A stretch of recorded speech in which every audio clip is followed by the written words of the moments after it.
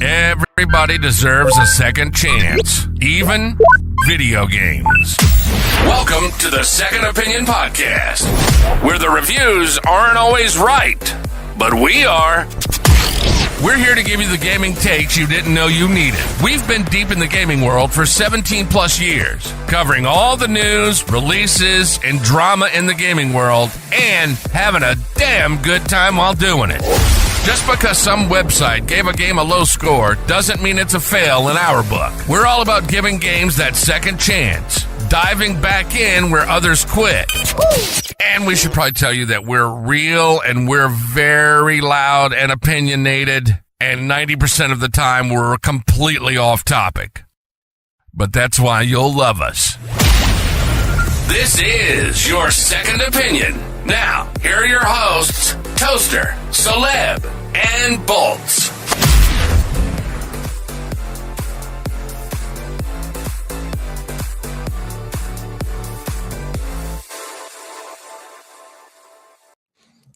Bolts is not Celeb and Janky. And Janky, yes. And I still Janky. Bolts. Yeah. I still got the new intro getting worked on right now, but we are back yet again for another episode of the Second Opinion Podcast. So excited to be here. We are here with episode 401. I'm joined by Toaster McGee, former world-renowned astrophysicist. Yes. There was a controversy. The less we speak of it, I thought you were going to tell us what the controversy was, but That was the controversy. it was just the fact that there was one. I found a black hole. No one wanted to listen to me. And nobody wanted to listen to me. And I said to the NASA director, hey, it is as big as your mama. Oh, man. Also joined by the one and only Mr. Janky, our CRO, which is Chief Recasting Officer. damn right I am. I'm here to make sure that, Bolts becomes Janky at some point. That's right. That's right. It will happen. You motherfuckers are under compliance now. Bro, we see Janky next week. His head is shaved. And he's Hey, we should do we should get Mr. Bolts on the Bolts, show, put a wig on him, and then put a bald cap on Janky, and have the worst Wayne's World special effect, and then suddenly Janky just emerges I have succeeded. Oh my god! And then that's how we debut the new intro. Janky is like the Vision, is like Vision, and Bolts is like Ultron. Dude, did you see the trailer for The Vision?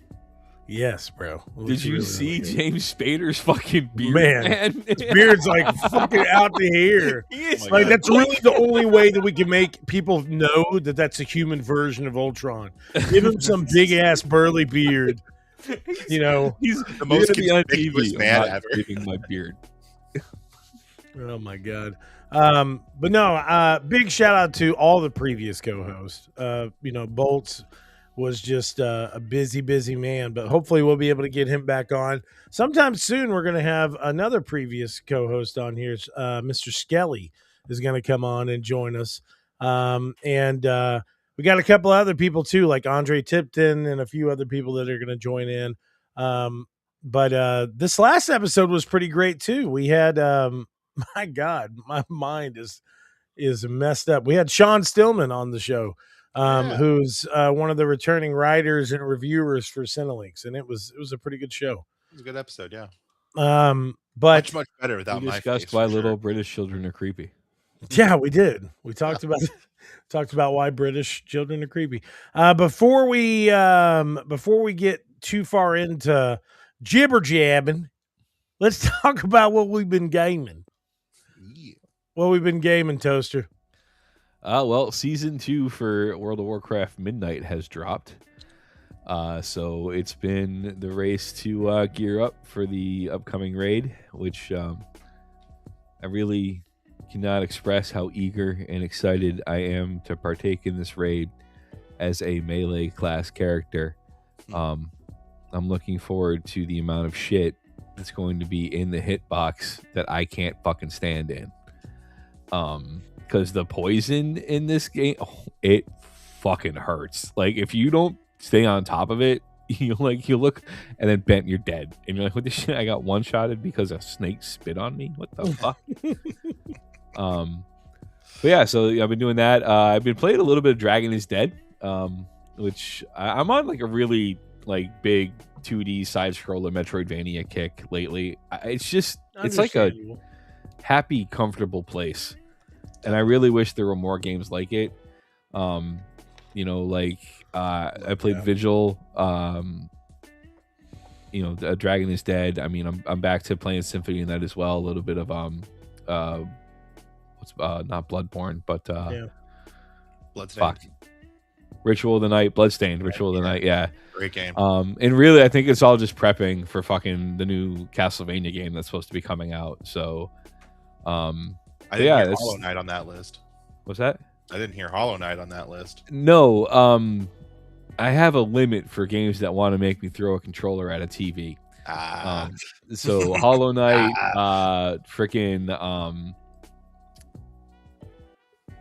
the sequel to what's the one with the bugs? Yeah, no, both of those. No, I tried. They're hard. I don't like them. Why? Yes. Silk Song is a pain. Like, I like hard games, and even Silk Song, I'm just like, okay, hold on, I really got to lock in for this one. Really? Oh yeah, Hollow Knight was like one of my comfort games, so it's definitely like unforgiving, but something about the atmosphere of that game, I can just log in. Oh, they're both beautiful jump in games, and just walk around like forever. I really love the return of that kind of game style with today's input on the controls and everything. Same.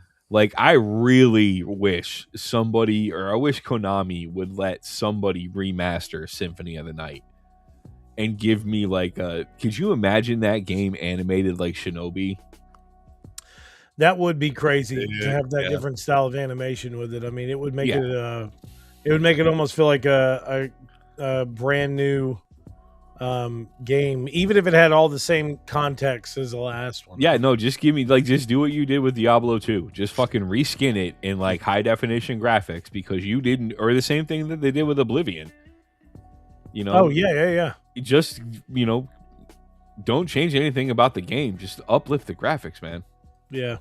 And like I've been trying to play Rondo too, which was but the game, like, Richter's a slow motherfucker. Like, his movement speed, it's when you after playing like Alucard and Symphony, or playing Miriam and Bloodstained, or any of the, like how quick they are, and then Richter's just like, I'm gonna walk over here and hit you in the head with my whip. He's kind of a tank. I'm gonna walk over here and like, all right, come on, dude, like, just jog. chop, buddy. Maybe it's the fate of the world. Come on, let's go. Kind of important. Yeah, a little bit. Something might be going on. I'm just biding my time until freaking like a week, 2 weeks from now, because freaking it's just September. Destroy my wallet. Time. With Onimusha, E-Day, freaking Blood of the Dawnwalker, which, as soon as they're like, some of the devs from Witcher 3, you had me at hello. Yeah. And the more I read about Blood of the Dawnwalker, Man, the more I'm intrigued. the gameplay looks really, really good, bro. Well, also, like, the story, the mechanics of the game. Yeah. Like, there's a lot. That timer that they have. Yeah. Like, that's awesome. I love games to do that. I watched a recent gameplay video to where somebody was talking about how they had to take on these enemies, and their health was like fairly low, but they were killing these people to save this one person or something. And then after they got the information from the person they saved, their life was really low, so they were like, well, I can't die. So they like sucked the blood out of that guy that was like, hey, thanks for saving me. Gave him all of his information. Then he was like, okay, well, sorry, I got to kill you now, bro. I am still a vampire. Yeah. But it just looks really cool, man. It looks super unique. I also finally caved, and I gave in to the sweet, sweet siren song. Oh no. Shepard. Yeah, I started off a Mass Effect game again. Nice. which is I'm crazy. debating on modding it though, because I am playing on PC. So what are you gonna mod it? I don't know. I'm gonna look into it. I want to see if there's some ways to improve the graphics. Oh, I don't know. A male shepherd with big naturals, maybe. No, I'm playing as Fem Shep. Like, I mean, you who know, doesn't, right? I love you, Mark Muir, because I played as male Shep my first playthrough. Yeah.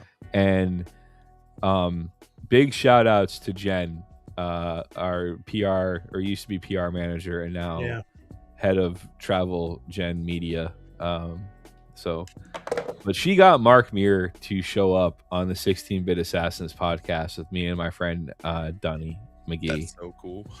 And we were trying to be like super cool about it because we didn't want to be like, hey dude, can you do it? But like as he was about to take off, he was like, do you want me to do the line? I was like, well, we're gonna he's like, you guys want me to do the line? I'm like, yeah, we do.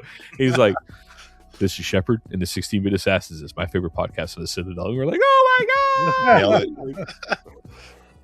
I don't know where the clip is though. I think I've lost it with the number of computer moves that I've made. But yeah, dude, it was pretty sweet. But yeah, it was playing more as Fem Shep this It was time really around. cool, bro. Yeah, sounds positively legendary edition. Yeah, Mass Effect. We had R.A. Salvatore on the show too, once. Yeah, That's sick. He lives in Massachusetts, and That's he's cool. actually he's a teacher, and so yeah, you just asked him one question, and he literally took off like a creative writing professor. It was great. But because I was totally like, I mean, he's like the George Lucas of like books for me, because like between him and Margaret Weiss and Tracy Hickman and who wrote Kaz the Minotaur, because that was the first Dragonlance book I ever read. I don't know. Yeah. But yeah, like I knew Weiss and Hickman, but that was about it. no, Caleb will tell you how big of a nerd was, because we met the voice of Claptrap at a PAX, Yeah, who is David Eddings, the David author's Eddings. grandkid. Oh, Yeah. really? Yeah, Yeah. and the only thing I could focus on was the fact that he was David Eddings' grandkid, because I loved all of David Eddings' books at the time. Like it was, Yeah, He's over here trying to talk about sphincters, and you're like, come on, man, I don't care. yeah, no, like, hey, your grandmother wrote those books. That's fucking awesome, dude. It's like, yeah, but I'm the voice of Claptrap. I'm like, yeah, but yeah. I said sphincter a lot. It's funny. yeah. David Eddings was awesome, man. He really was. I'm sorry for the random tangent. No, it's okay. It's What we it's do okay. here. Wow. What have you been playing, Janky? I've been on a Star Wars kick lately. I picked up good fodder for the Second Opinion podcast, because I picked up Star Wars Outlaws finally and decided to give that a run through a little bit. I don't know what everybody was so mad about. This game's got some problems. I will tell you what everybody's so mad about. Well, The main character has breasts. yeah. Or is it that she doesn't have enough breasts? I couldn't quite I mean, figure out where it's they one landed or on. the other. Like, Yeah. why not both? Is pretty much what the internet basement trolls were all pissed about. Because I fell into that same trap. I got it. And I was like, this game is actually pretty badass. It's definitely one of these games that I would say, like, it frustrates me in some very serious and legitimate ways. That especially the first planet, when you're driving around and you're like, all the objectives are on these plateaus. I'm like, okay, well, let me just try to get up here. And then it's like you have like one entrance to get up, and there's like 4 different ways that you can get back down from the plateau, but you cannot get back up. You cannot go up in the down way. So I'm like, oh, that's a way I can go up. And then I try, no, can't reach that grapple point. Or, oh, here's a way I can walk up. Oh no, this incline is larger than 45 or sharper than 45 degrees. So I just fall right down. Okay. And then you finally find your way up. Like, oh, and this is guarded. Great. So I thought this was a stealth game. Oh, well, guess I'm shooting this guy. Damn. But yeah, I mean, like the presentation of it's really fun. Like the concepts, like the way that you play off like the syndicates against each other is really cool. The dialogue is hilarious. I was just been really pleasantly surprised by it. but I've taken a break because I have too much ADHD to just play one game at the same time, and I'm balancing between that and another game, a much more like lauded game that I had never actually sat down and finished was Star Wars Jedi Survivor. On that vein of Metroidvanias. Oh man, hey, Jedi Survivor was such a good game, dude. God, it was so good. Everything about that game from start to finish was just great. I've only just got into it, but I'm really enjoying it. I really like this guy with the jetpack. I hope that him and Cal are like fast friends forever.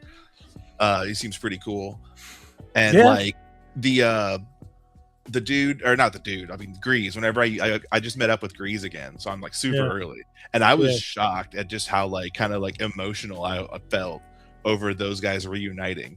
Like I hadn't played Fallen Order in like years, but then seeing those, it kind of felt like, oh yeah, they haven't seen each other in years too. So it was like kind of this weird like metatextual situation where like, yeah, this is like seeing an old friend, and he's just so concerned for your well-being. Am I wrong by saying that not everybody liked Jedi Survivor, Toaster? I did not hear that. I thought, I mean, no, I did not hear that at all. I feel like it still didn't. I loved it. I mean, I loved it like unconditionally. It was like one of my favorite games. No, I think, but I think that's a game like that EA the amount of love that it should. Well, no, I think EA's finally understood that like that's not going to be. You know, like when we talk about GTA 6 and like the fan base of GTA 6. Yeah. Like nobody outside of the Star Wars fan base is going to like Star Wars Fallen Order or Star Wars Survivor. You think so? Yeah. No, I mean, it is deep in the Star Wars lore. Oh. Like, it doesn't have that like first person shooter, cross pollination that like Battlefront would get you and stuff like that. It's a story driven, progression driven, like Dark Souls-esque Star Wars game. And I think that's a very particular niche of Star Wars fan. You're kind of sitting in a niche of a niche there for sure. Yeah. But like they're doing it very, very well. And like, yeah, I think that like one day I would love to get the person behind Jetpack Dude on this podcast, if possible. I remember he did. Where did you say you were at in the game, Janky? Very early. I finished the tutorial, and because I like to just really wring out every last bit of whatever I can find on a planet. So I got to this first like planet where you meet up with Grease again, and I've spent hours just like crawling every little area I can all the way up to that because I'm like, I don't want to miss a single thing until I get. Once I get him, I'm gonna keep moving on. So I don't want to like miss anything. So yeah, I've only just now like started off where like kind of like where the meat of the plot starts to kick in. Like now I have like I'm sitting here at this base, and I get this cantina, I should say, is like the new base of operations, I assume. Yeah. And this guy, Turgle, he rules. Yeah, bro. It's really, honestly, it's such a good game, dude. And like, I'm not gonna give away much or anything. I just like, there's a point in time that you can do these. Like, I guess you can kill bounty hunters that are chasing after you or something. And dude, that's just like some of the favorite moments that I like out of all the moments I've had in gaming. Like some of the moments they're showing on this game have really kind of tightened my list down to like a shit ton of them are from this game. Because man, there were so many cool things about this game that were just fuck that room right there though. That room they just showed, that room could go. I love that instant trauma flashback. Oh my god. Oh yeah, so weird seeing that dude. Oh, Jesus Christ. Yeah, I definitely had a fucking trauma flashback right there because my God, man, that room was crazy. You'll find out soon enough. I'll get there. Thank you. It's been a very long time since I've talked to the dude, but the guy that plays Jetpack Guy is a friend of mine. It's the guy, he also was Sekiro, wasn't he? Yeah, he was in Sekiro. He was also Captain Ransom in Bad Batch, or Admiral Ransom in Bad Batch. That's awesome. Night Reese in Fallout 4, Charles in Red Dead 2. I I think Bethesda's got, or Obsidian's got him on freaking speed dial. He's been in a bunch of like, he's in Outer Worlds. So I'd love to see if we can get him on this show one time. You hear me, Toaster? Didn't y'all go to school together or something? Yeah. Yeah, that's what I was thinking. That's cool. But anyway, so gaming wise, man, we've been on the podcast for a little bit, 20 minutes now. Gaming wise, I've been playing a lot. There's been some games. There's like 3 games I'm playing right now that I can't talk about until a certain date. But one game that me and Dante have been playing a lot recently is Minecraft, and we've been playing the recent Fortnite update, which we will get into in just a second. But that's really kind of it, honestly. I mean, things have just been going, and we've been busy. All of us have been busy living life. But in this news segment, the very first news segment that I'm going to talk about is the Fortnite launching of the new gamer season Override. So Fortnite's recent season is now called, or the most recently released season is now called Override. And in Override, it's a big video game themed update to the game. That seems kind of meta. Huh? That seems kind of meta. Yeah. It's not even the first time, is it? We're going to be a No, video it's game not. update to a video game. Yeah. So they did a lot of the characters that are being featured in this are Pac-Man and the Ghost. Then they've got Tetris in the game. They've got a big section of the game that's all based around Mega Man, and you see Dr. Egg in the game as a character that you can fight against, and all different types of really cool elements that are all roughly based around video games. But it's I don't know. I mean, I guess this is why I always kind of go back to what I had said before about Fortnite is they kind of just have this element about them that, I mean, obviously they do a lot of contracts with a lot of different people to have these characters and stuff featured on their game. But like to constantly change the game in the way that they do, have characters like Crash Bandicoot and Spyro and stuff in the game. And like when I first originally saw this trailer, I was thinking, well, how is this going to work in game? But as we've been playing it, it actually works really well. There's a huge section of the game that's all based around Sonic. So like you can actually pick up Sonic speed and stuff. And then they have these sprites that you can pick up all across the thing that are all like will change your style of play. And to get those sprites, you have to walk up to the walls and do like a Konami code. You have to do like up, left, right, down, do these little cheat codes and stuff. And it's really a fun update that they've done. And those, like the Tetris thing, you'll pick up these Tetris bombs and you could throw them at opponents, and like gigantic symbols from Tetris will come down out of the sky and like land near them or land on top of them.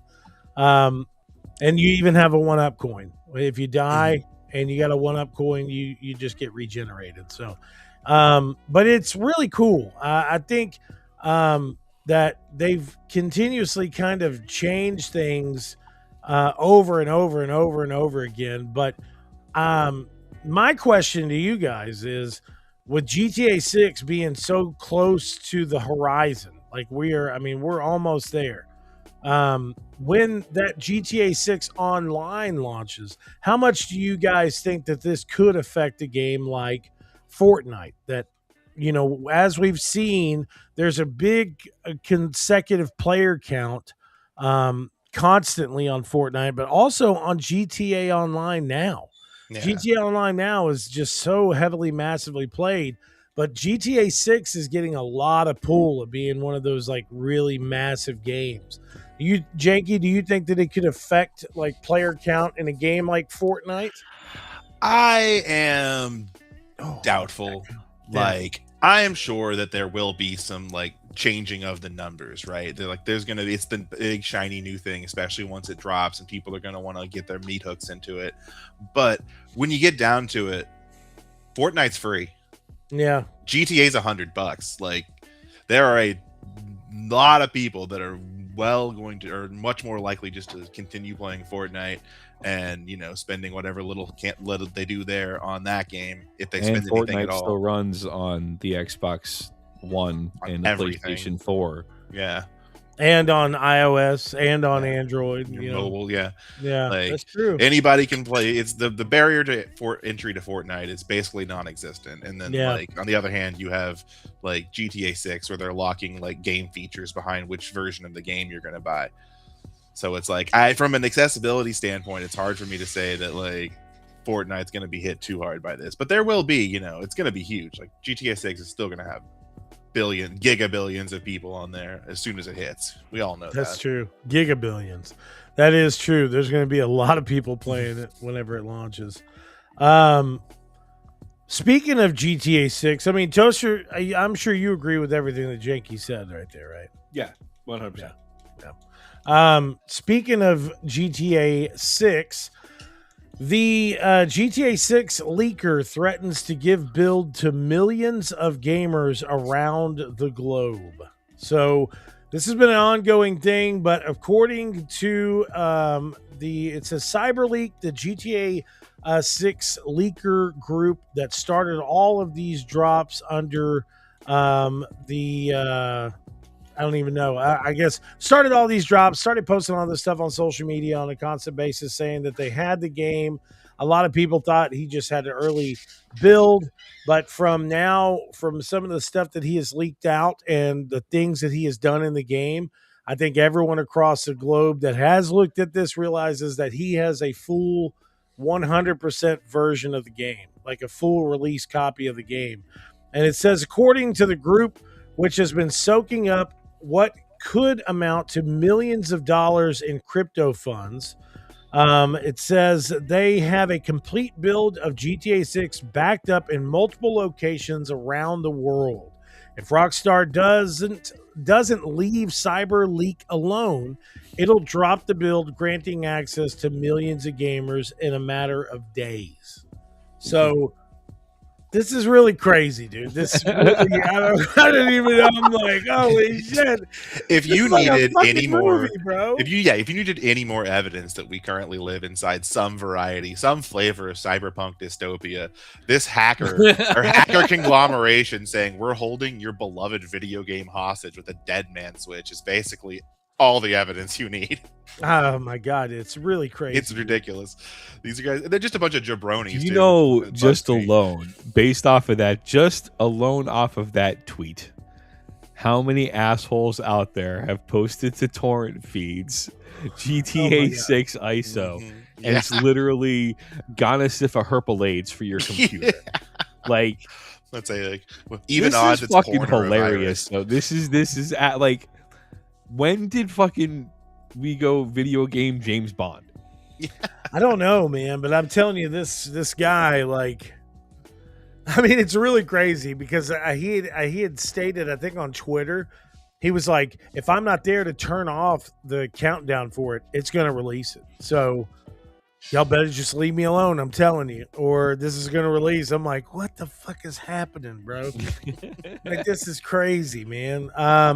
It really is crazy. I am somebody that does hate leaks. I really hate leaks. And like, whenever I get on Twitter and I'm going to like post stuff about Cineleaks or some of our articles or something that we've done, and like the very first thing I see on there on like the like gamer thread that I'm getting, it's like, oh, here's more videos of GTA 6. I'm like, oh my god, bro, I don't want to fucking see it.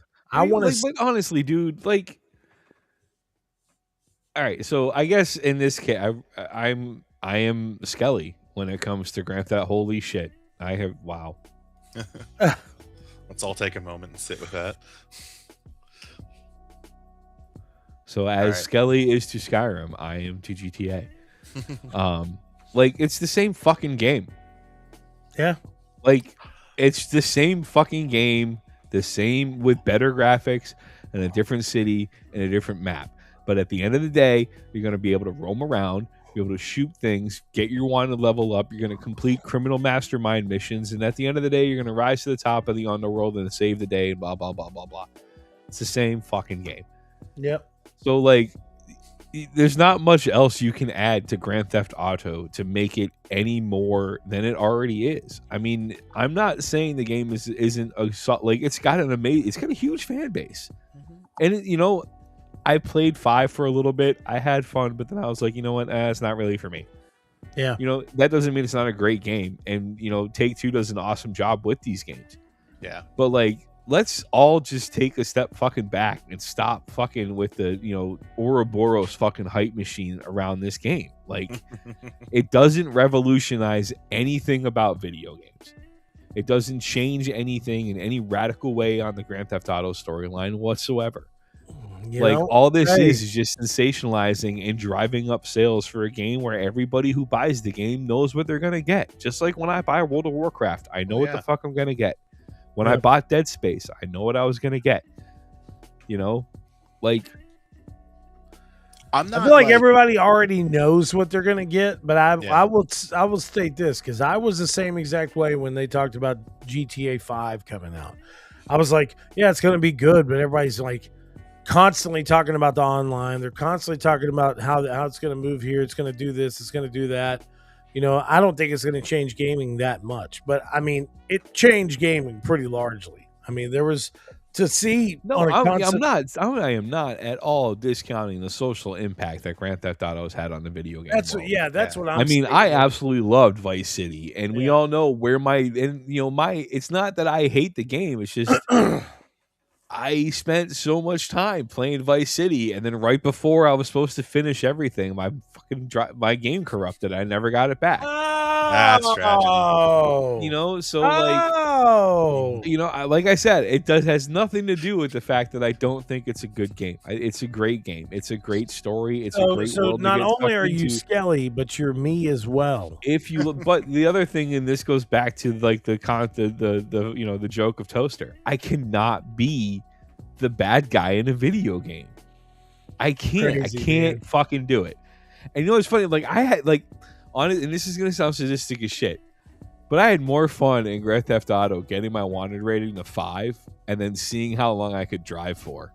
Yeah. Really? Yeah.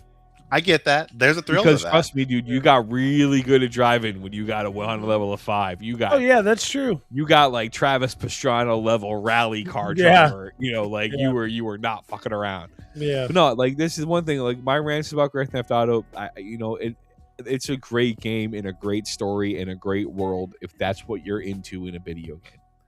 I play video games for the hero fantasy. I got you straight up. 100%.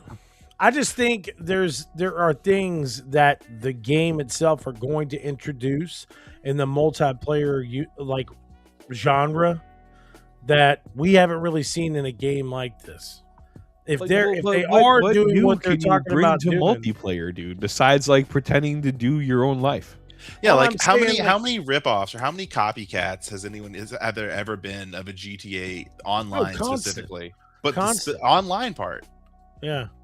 I don't you can talk about Saints Row. Yeah, but no one's ever tried to do anything. No one's ever played it or done anything. Like that's what I kind of hear with Toaster saying about how it's not really moving the needle on a mechanical or a system sort of level, because it's kind of just they're very enclosed playgrounds that basically only GTA is doing, or GTA and Red Dead Redemption or whatever you want to call it that. And even that one they dumped the online on that. Well, the reason I'm stating that though too is because in the online side there are already people that have massive connections to the GTA community that are doing their own personal servers on PC and charging a dime for an experience in that sense. And these one of these guys was just a small time YouTuber that had 1,000 subscribers, started his own side project of getting enough money to do his own private server on GTA on PC, and now he makes millions. And there's all these people that are starting to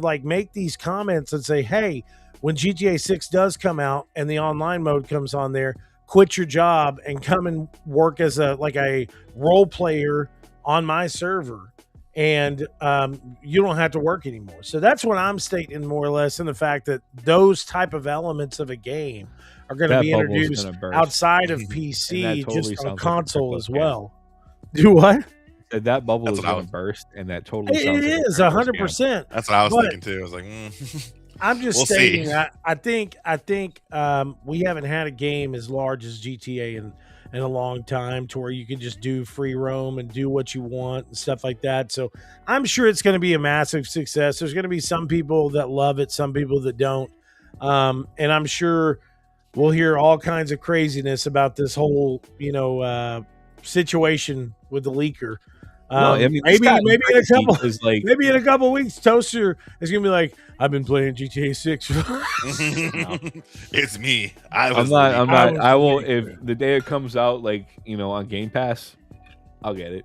Yeah, But I got you. no, I don't know what It's I'm gonna crazy do though with this because Take personally. Two is like they've gone like full bulldog because they've subpoenaed Microsoft and Discord. and Discord, yeah. Yep. For all information regarding CyberLeak, and anybody, like, there was one Discord person who was like, I don't even know why they're targeting me. Like I'm worried I'm gonna get a letter now because we talked about it in our note chat. Like, what do you know about this? I know y'all saw. Yeah. Yeah, Poster. it's crazy for sure. And then you man. got by a crypto scammer. Yeah, dude, like that's nuts, man. I mean, Your department is not paying attention. Hugs and kisses, Toaster. but moving on from that, we have a list of all the confirmed and rumored games for Gamescom opening night. This is from Inside Gamer. They got some really great stuff over there, so make sure to check them out.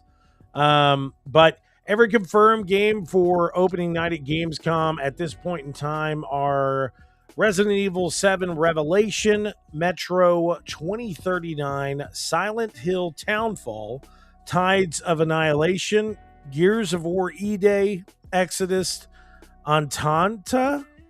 Then we got Ontos, the Game of Thrones War of Westeros, which I think looks pretty good. I don't know if y'all saw that gameplay. Is that like a hack and slash Game of Mhm. Thrones game? Okay, nice. Showa, American Story, Valor Mortis, Pony Island 2. Now stop the I'm presses. for very Pony Island excited too, about yeah. that. Path of Exiles 2, Monster Hunter Outlanders, Cinder City.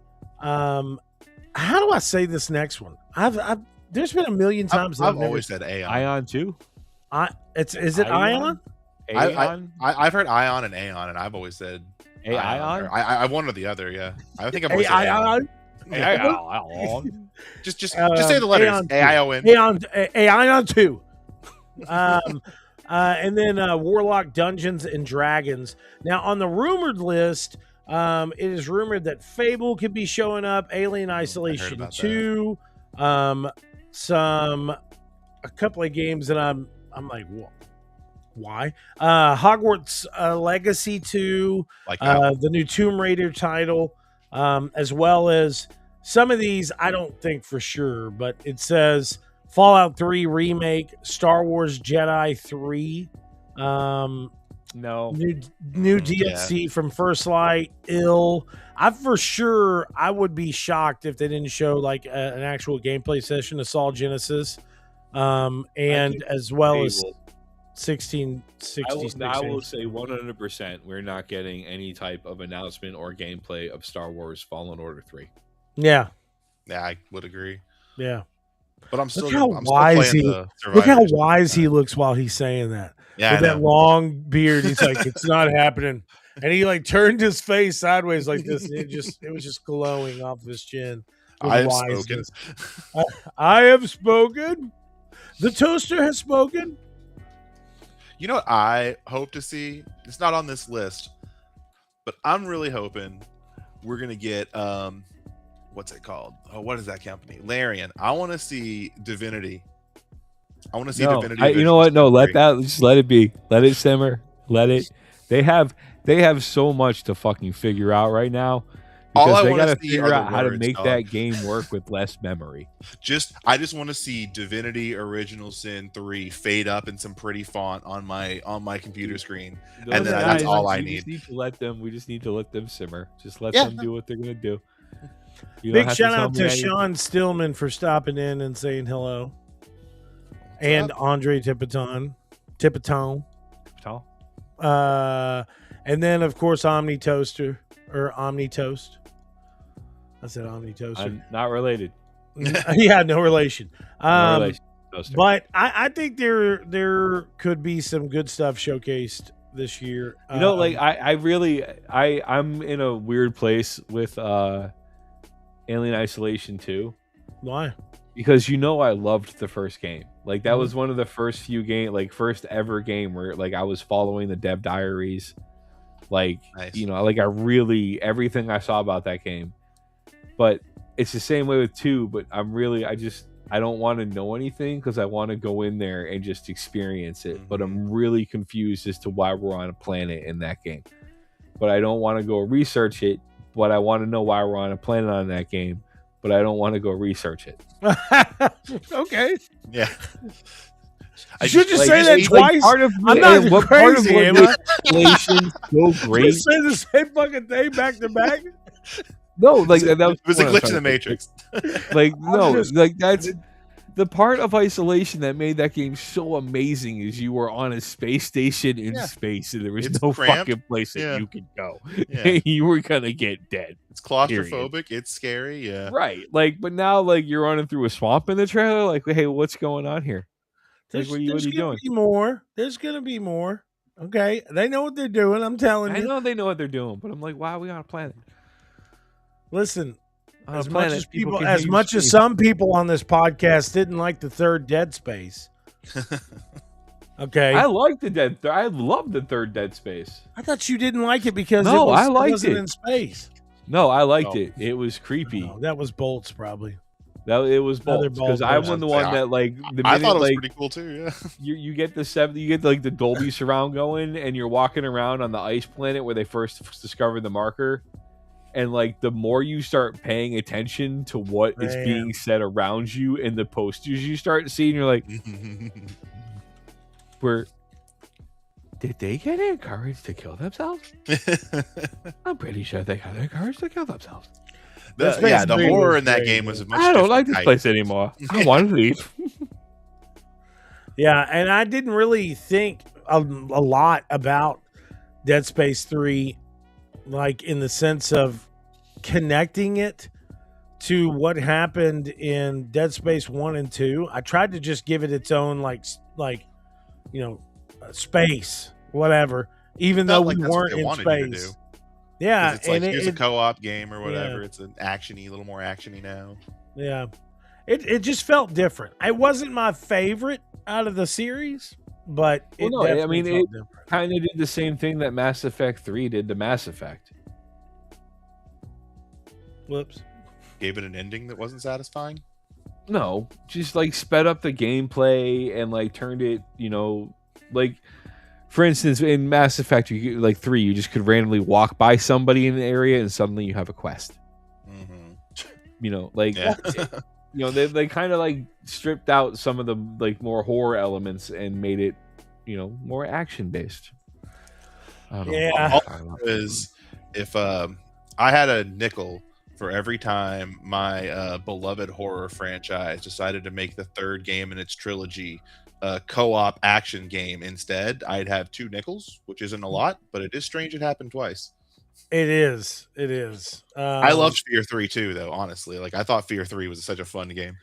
But It was nothing like the first 2, but no. Being able I to think be that's a cool ghost. that's a franchise that could do with a good revisiting. I think. I Bro, agree. hey, Fear 1 was fucking terrifying. It was ahead of its time. It terrified me, bro. I think it was in Fear 1 whenever you were like climbing up that ladder and old chick's face is like at the girl's there, ladder. yeah. I was like, oh my god. Mm-hmm. Oh man. Anyways, so I mean, I think are y'all excited to see what's announced at Gamescom? It seems like most of the times now, most of these big shows, if Jeff Keighley is involved, he's like, we got to show some stuff. We got to show some new stuff. So I just want to know more about this upcoming Witcher expansion. That's really, yeah, and that's going to be playable there too, bro. Pretty depressed. I'm not going. I was saying, let's all hop on a boat to Germany. Let's do I it. can't afford plane tickets. Yeah, right. My God, they're ridiculous. Yeah, I would take a boat. Feel like a second opinion cruise. Yeah. Where are you guys going? Germany. Why did you Germany. fly? 'Cause I'm my scared. God. reasons. I'm sitting there thinking whenever you're talking about like a cruise, I'm like, we got a big cruise ship, bro. It's gonna be awesome. When I get there, it's like a boat that has like a lower deck, We're on a like goddamn just enough barge. for Yeah. us to sleep in there. I'm like, Toaster, you're like, It's like that scene in like every Indiana Jones movie where he just randomly shows up on some weird merchant marine boat or yes. something. I'm like, Toaster. We're all grizzled. We all have beards. We're like, what have you been doing? We've been working the ropes, raising the sails, but we're here for Gamescom. We're going. Yarr. This rigging won't hoist itself. Oh my God, man. But anyways, so I'm excited to see some new stuff. Hopefully, we'll get. I would love to see some showcased gameplay of the new Witcher expansion, as well, of course, as outside of the console gameplay that's already been shown. I'd like to see like a little bit more. I'm not even interested in the gameplay because I know it's going to be The Witcher 3. Like it's like. Yeah, No one played I'm Witcher 3 for the interested in the gameplay in the story first because, place. man, Geralt got a really satisfying ending in my playthrough. Like, him and Yennefer are just fucking chilling, man, and he is back in the bathtub with her trying to get a crab to, put a finger in his butt. yeah. Like, everything's, like, copacetic with those two. Like, he earned his damn retirement. So, like, Yeah. what, I don't know. Maybe a new monster or some new person that's trying to like knows he's in the area. Leo Barnhart shows up from the Yeah. series. Like, That'd be nice. They always kill it with these DLCs for Witcher 3 anyway, so it's like I mean, I've I'm not got worried nothing but about it faith. at all. But I'm just gonna say, dude, kind of like what Toaster said earlier. I'm pretty excited about Blood of the Dawnwalker, man. Yeah. Like, I mean, it has that kind of feel as well with like while you're playing the game, I can't help but look at this and think of The Witcher. That's just me. Oh, But definitely. You can see the DNA. yeah. And but I'm just really excited for this game. I just hope And it's more fun to play than The Witcher. That was my biggest gripe with that game, is that I just don't really like the act of playing it. Okay, look, like it's not that I think that The Witcher is a bad game, because it's not. It is a great game. But there's like I don't know why, but for me it's always been really hard to like really get into the game, because the combat, dude, listen, I'm not the only one, and I finally have somebody on the podcast that can back me up. It's not the fact that the story's bad. It's not the fact that that it's like I don't understand it, but the gameplay style or something. I don't know what it is. Oh, dude, I love the combat. I love that. The combat's very stiff, and Yes, bro. it's very stiff. It doesn't have that same sort of like visceralness to it that a lot of other games do. And like I don't really like.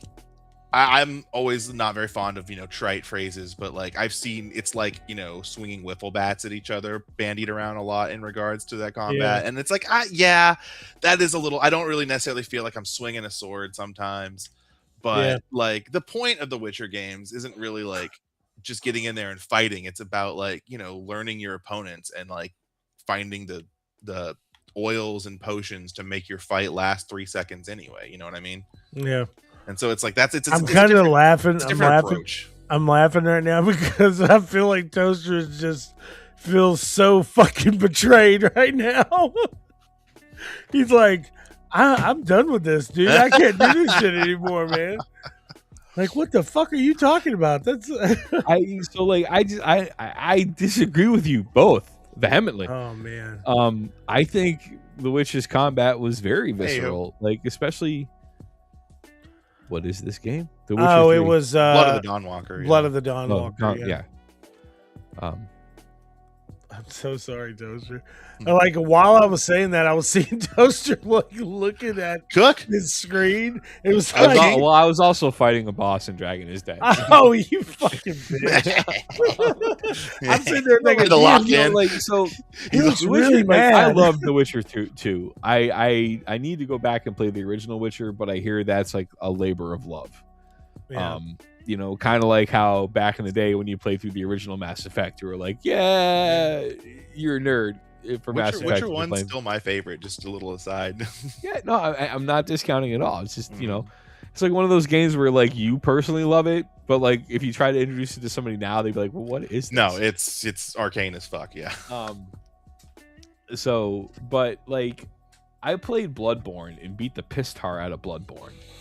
Yeah. And then I went and played Witcher 3 and I got my ass handed to me. Mm-hmm. So like, and it is, true. Like part of the whole combat is learning and using the oils and knowing what to use with your opponent. But like, I felt like once you got the rhythm of the combat down, there was a flow to it, and it did get gritty. Like you would chop people's arms off and shit. Yeah. And it would kind of slow down to show you like twirl the sword behind your back and be like, hey, off with your head. Yeah, I don't know. There was something about it compared to like, I mean, it goes back way far, but like go back to like the old Assassin's Creed. I think that's a different style of combat, though. Maybe. Like it's definitely more satisfying. I will tell you, I 100% agree with you with that, because like I love the fast, flashy Devil May Cry. What they've done with the new combat system in Assassin's Creed, like the parry and block system and getting into this flow of combat. I absolutely love that fast pace. I think Witcher 3 did have a slightly slower pace to its combat, but it made up for that in brutality. Mm-hmm.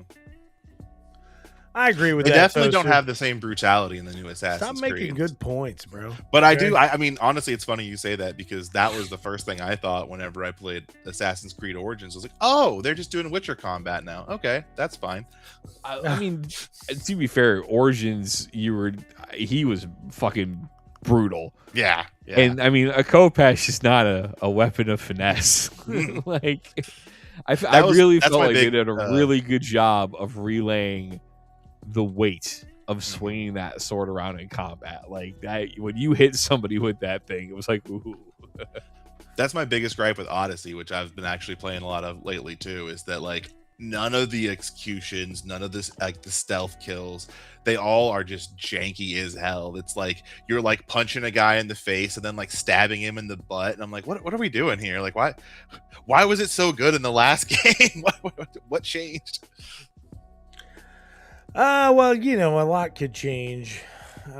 Especially like there's been a good couple of times where they have some of these gameplay directors and stuff interchange in between games.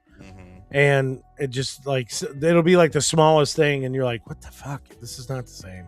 Yeah.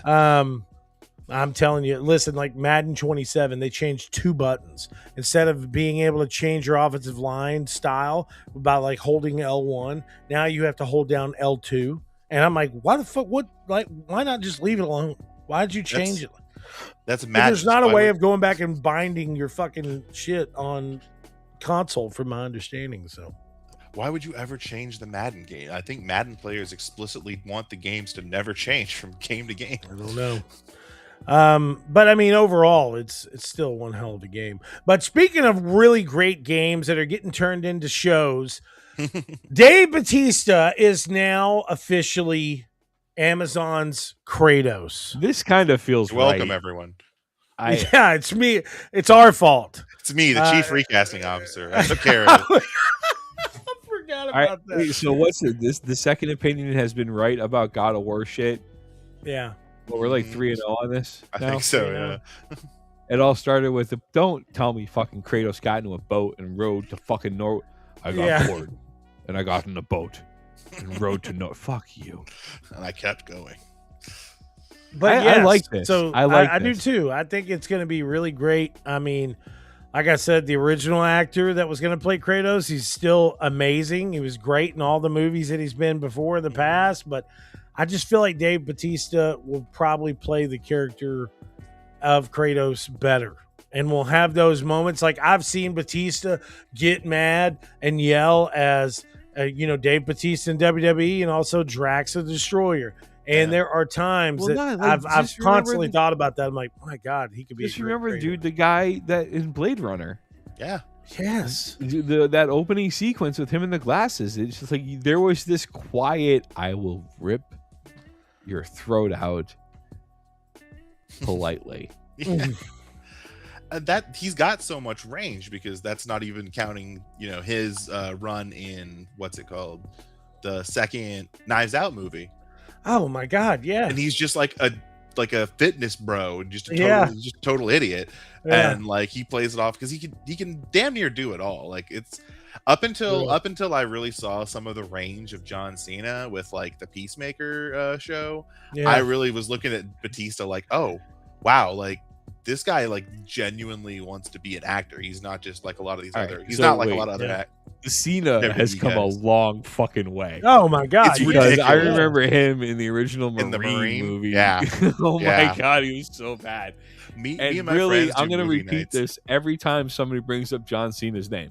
Hollywood, if you do not cast this motherfucker as Ernest, you are sleeping on it, dude. Oh God, yes. Like seriously, Vern, do it right now. He looks great. Like the older he's like getting, Jack the more and more he looks like Ernest. Yeah. He's got the most, or Jim Varney. Yeah, he's got the most animated face that I've seen on like. I can't wait. I want to see Acme because I cannot wait to see him and Foghorn Leghorn go back and forth. Yeah, dude, and that whole Acme thing was still crazy. I didn't know all that shit happened. Like that Warner Brothers was just going to do the same thing again and shelf the project so they can do a tax write-off or whatever they were planning on doing, or what.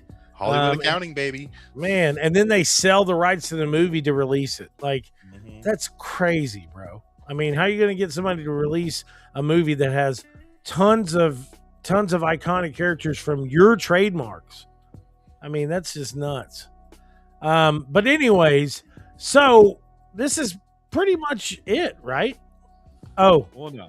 My bad. Toaster has something that he needs to speak about. All right, so I have some thoughts too. Jaggy's got some thoughts as well. So if you remember, D&D listeners of this podcast, the two of you that are out there, yeah, we're moving away to analog games now. Yeah, we're going to this little tabletop-y. Which a Cinelink's D&D group might be fun. We should look into that. We should. I have kind of been itching to DM a game again for a while now. So, but Gen Con has come and gone, and there were a lot of amazing announcements for fans of Dungeons and Dragons that came in at Gen Con. Revisiting, there was the announcement that they're bringing Star Wars into the Dungeons and Dragons universe, and if that's the case, I am making a Wookiee bard to torment the first DM who decides to include that in the campaign. We'll get Amazing Grace sung by Chewbacca. Take a second for that to sink in, everybody. But and then there was World of Warcraft is being brought in, which is great. I would love to. I can't wait to make my first swashbuckling rogue named Captain Worgen. But really the excitement came from the announcement that they were going to be revisiting Dark Sun. Dark Sun has a huge fan base. Because back when they released it for Advanced D&D 2nd Edition, it was a breath of fresh air, given your typical hero fantasy. Dark Suns introduced a whole lot of controversial topics, along with a whole lot of brand new combat options with psionics and things like that. But this was not a happy realm. Evil has won. There was mass slavery. Brutality everywhere, and whatever heroes remained in this realm no longer were concerned with saving the day, but merely staying alive, or maybe protecting the small group that have collected around them. And honestly, as a Dungeons and Dragons player, this realm, I enjoyed playing campaigns in this realm because it forced you to kind of rethink your whole thing. And then Gen Con, there was this big announcement that World of Warcraft was bringing it back, and it was going to be treated as a mature subject, and shrunk wrap, and blah blah blah. Everything was put on the forbidden shelf in the game space. recreated as it was meant to be here. Right. But recently, there's been some announcements that, mass slavery is not going to be included in the current campaign. Which I realize this is a sensitive subject. It really is. And honestly, if it wasn't for any other group of people that I am friends with or talk to, I would be very concerned with the directions these conversations could go. Very weird. Yeah, very awkward line to tread here. But, this was I don't want to say integral. No, it was an integral part of the campaign setting. It wasn't a PG-13 campaign. It was meant for mature audiences, and I think it's a little silly that World of Warcraft, or not World of Warcraft, WotC. but Wizards of the Coast were like, oh, we're gonna release it as is, and now they're backtracking, and it's look, it takes you 30 seconds to slap a sensitive topic sticker on the cellophane that you've wrapped the fucking source book in. Yeah. And if you're worried about some idiot clickbait TikToker buying it and freaking out because they knew exactly what was in it because of the news that is already released, but now they're just acting up to get straight up clicks. That's part of the problem, man. Warner Brothers Looney Tunes, some of the cartoons that they had back in the day were racist. 100%. There's no shying away from that at all. Disney too, yeah, all of them. Yeah. But they ran with it and they did a whole thing of we understand that this cartoon has some sensitive, but instead of shying away, blah blah blah blah blah. Yeah. I'm part. We all as video gamers deal with every time there's a shooting, anytime there's an issue of mass violence, it's always blamed on video games. And we always say the same thing to those people. Look, if you don't like games where you shoot people, don't buy games where you shoot people. Yeah. We say the same thing about comic books, about TV. If you don't like that subject matter in whatever you're doing, don't, watch another station, buy another comic book, blah, blah, blah, blah, blah. This is the same exact fucking thing. If you don't like a sensitive subject matter in your Dungeons and Dragons campaign, don't fucking buy the campaign. Yeah, like you said, the they're making a shit Star Wars that you have game been preaching too, to other fucking people about, hey, don't watch that station if you don't want to see that, or if you don't want to get gay married, don't get gay married. It's the same. It's the same advice. If you don't want to deal with, don't buy it. But understand there's Star Wars that, games coming out. There's all these other settings. There's tons of settings you can play in that you don't have to worry about that at all. If you can't mentally wrap yourself around the concept that there could be a realm in your fantasy where evil won and the worst fucking aspects of people are rule the day currently, then that's not the campaign for you. Move on. I'm of two minds about it. My initial reaction is that I don't care for it, but there's also that sense of it is D&D, right? You can just put it back in your own game. I didn't know that D&D was something that slavery wasn't introduced into the lore and realm of it. I thought, oh, there it is. The Red Wizards of Thay, I think, are really all about controlling people, and that's in the main and it's basically slavery because they mind control and they use mass hypnosis and things like that to basically but keep this their is populace docile. But this is active on a huge scale type thing where it's think Mad Max but dragons and shit. Yeah. Oh, I got you. Yeah. And it's I can understand not wanting to touch a subject like that with a 50-foot pole. Yeah. I mean, then you don't have to include it in the your same campaign. thing. You could have done it the other way. It's a situation that you can choose is it it's rather than having to come up with your own concepts and mechanics and whatnot. Yeah, for real. Because from what I'm gathering from what you're saying, Toaster, is that it was a really big part of Dark Sun. And it's not that it's lauded. It's a bad thing. Everyone would say, yeah, this you could try to the campaigns would be trying to stop it or make some dent in this horrible the slave trade. I wouldn't say it was integral, but it was a very large part of the coming up story of the world itself. I got you.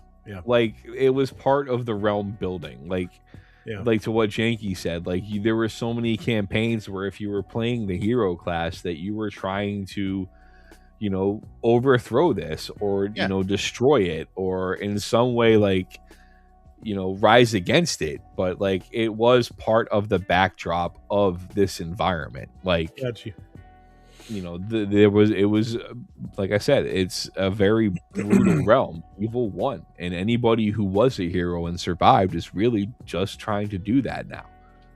Like just trying to survive. Yeah, like what gets me is there's so many good thematic elements in Dark Sun too that like, and that's part, and that the like the slavery aspect ties into. Like one of the things that I love about Dark Sun is that the basically the rulers of the world are the wizards, the mages. They are just like these wizard kings that have like traveling towers that basically like they rule from their moving towers. But like arcane magic, the reason they're so powerful is that arcane magic takes an actual toll on the world around it. To cast an arcane spell, you are like drawing the life force from everyone around you. So there's some very clear parallels to power and like what power does to the people, right? Like one guy casting spells just, you know, on top to get more power is draining the power of everyone else around him in the underclass. There's a very clear, like, you know, you can make all sorts of stories based on all sorts of real life situations. It's like, you know, there's like a very interesting anti-capitalist bent that you could look at it from, where it's like, yeah, this is like a power literally is concentrating up in the top from these, you know, terrible people, and you're playing these, you know, worthless souls that are doing their best to like strike back at any small amounts of that they can. But once again, the major aspect, this power of this arcane like spell casting, is something you kind of don't want to touch. So it kind of influences how your like characters, how you build your characters, how you consider how everyone fits in the world. And there's just so many. You just sold me on playing D&D as with Cinelinx, bro. Because like that sounds awesome, dude. We need to do that. We need to do like I don't know how we would do it, but that would be great. Is there a way you could play D&D like with an online board and shit like that? Dude, there's there's Foundry, there's there's D&D Foundry, Beyond, D&D Beyond, Roll20, Roll20. What's it called? Owlbear Rodeo, I think. Yeah, I mean, I'd have to learn how to run Foundry because I think that we could probably use my desktop as the server. But yeah, like if that's something absolutely has been a thing. We can make it happen. Yeah. Look. Maybe we're on a Dark Sun game when it comes out. There's a look. Look where I'm at right now. Oh. Hey, Toaster. What's that? We got him. That would be so cool, bro. We have got to do that. I'm gonna build my character today. Nice. That'd be awesome. But anyways, in the Cinelinx only in the DM. Yes. I don't care who it is. I don't know if we should choose the recasting officer though. I mean, you know, he's got some power that I didn't even know. I mean, his power stretches all the way to Hollywood, obviously. You'll come to the second session. The one drawback to Dungeons and Dragons though is the books are fucking expensive. They're like $50 a pop, and the more you start to get into it, the more like if you start trying to like be the DM, or you start getting into like different source books for your characters and stuff like that, because there's so much more beyond your standard, you know, mage, thief, cleric, fighter type or in paladin class. Like there's oath breakers, there's swashbuckler, there's outlaw, there's, you know, wild mage, there's sorcerers, there's a cleric of the like. There's so many. There's just like a myriad of just paths you can take, like with your characters. It's ridiculous. And if you really get into it, it becomes like a very expensive fucking hobby. That doesn't even like get into the fact that if you buy the book, you don't have like the D&D Beyond digital copy. So like you also don't have the Roll20 compendium copy. So it's like if you want a digital version, it is completely separate from the book, and they usually cost about the same. So you're just kind of you're double dipping. Yeah. That's crazy. It's a tough, but like it's also, you don't necessarily have to have every single book. I mean, not necessarily. You most definitely don't have to have every single book. You really only need like one, maybe two to get started. Wow. And you know, even that, you just need someone to have them. You know, and it's a group game. Yeah, just like a player's handbook and a DM's guide and you need a monster manual. So 3. Yeah. You need a what? Monster manual. Oh, okay. Well, whatever we need to do to get this going. Yeah, we can talk about it off the Yeah, air. we'll talk about it another time. But anyways, this has been another episode of the Second Opinion Podcast. Please make sure to comment, like, and subscribe. Check us out on iTunes, Spotify, Amazon Podcast, all your favorite podcast listening tools. And just to be clear, the Second Opinion Podcast does not condone slavery. Hate it. We don't. Not a fan at all. Not a fan. That's what we're gonna get. I keep on thinking about these janky T-shirts. It's like have the word slavery in quotations with a Not question a mark, fan. slavery, and then it just has janky with a smile. It's like not a fan. Oh my God. Anyways, guys, please make sure to comment, like, and subscribe. Check us out at cinelinks.com.